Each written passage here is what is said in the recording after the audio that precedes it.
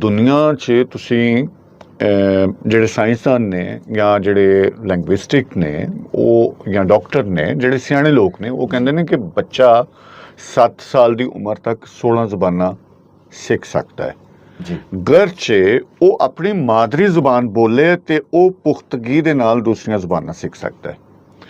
Skill ਵਾਸਤੇ ਪੂਰੀ ਦੁਨੀਆ ਵਾਸਤੇ ਸਾਨੂੰ ਦੂਸਰੀਆਂ ਜ਼ਬਾਨਾਂ ਸਿੱਖਣੀਆਂ ਚਾਹੀਦੀਆਂ ਨੇ, ਲੇਕਿਨ ਆਪਣੀ ਜ਼ੁਬਾਨ ਪਹਿਲੇ ਦੇਖੋ। ਤੁਸੀਂ ਆਪਣੀ ਜ਼ੁਬਾਨ 'ਚ ਪੜ੍ਹੋ ਲਿਖੋ, ਫਿਰ ਸਾਨੂੰ ਪ੍ਰਾਇਮਰੀ ਦੇ ਵਿੱਚ ਇਹ ਜਿਹੜਾ ਯੂਨੈਸਕੋ ਦਾ ਚਾਰਟਰਡ ਹੈ ਉਹਦੇ ਮੁਤਾਬਿਕ ਸਭ ਤੋਂ ਵੱਡੀ ਜਿਹੜੀ ਇੱਥੇ ਨੌਨ ਲਿਟਰੇਸੀ ਦੀ ਸਭ ਤੋਂ ਵੱਡੀ ਵਜ੍ਹਾ ਦੱਸੀ ਜਾਂਦੀ ਹੈ ਕਿ ਇੱਥੇ ਮਾਦਰੀ ਜ਼ੁਬਾਨ ਨਹੀਂ ਪੜ੍ਹਾਈ ਜਾਂਦੀ ਪੰਜਾਬ 'ਚ।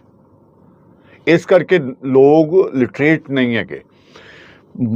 ਕਮ ਅਜ਼ ਕਮ ਪ੍ਰਾਇਮਰੀ ਤੱਕ ਬੱਚੇ ਨੂੰ ਉਹਦੀ ਆਪਣੀ ਮਾਦਰੀ ਜ਼ੁਬਾਨ 'ਚ ਤਾਲੀਮ ਦੇਣੀ ਚਾਹੀਦੀ। ਘਰ ਬੱਚਾ ਮੱਝ ਕਹਿ ਰਿਹਾ ਹੁੰਦਾ ਹੈ, ਉੱਥੇ ਭੈਂਸ ਹੋ ਜਾਂਦਾ ਹੈ, ਉੱਥੇ ਕੁਕੜੀ ਕਹਿ ਰਿਹਾ ਹੁੰਦਾ, ਉੱਥੇ ਉਹਨੂੰ ਮੁਰਗੀ ਕਰਨਾ ਪੈਂਦਾ। ਯਾਨੀ ਉਹ ਕਹਿੰਦਾ ਜਾਂ ਤੇ ਉਹ ਝੂਠੇ ਸੁਨਿਆਏ ਝੂਠੇ ਨੇ।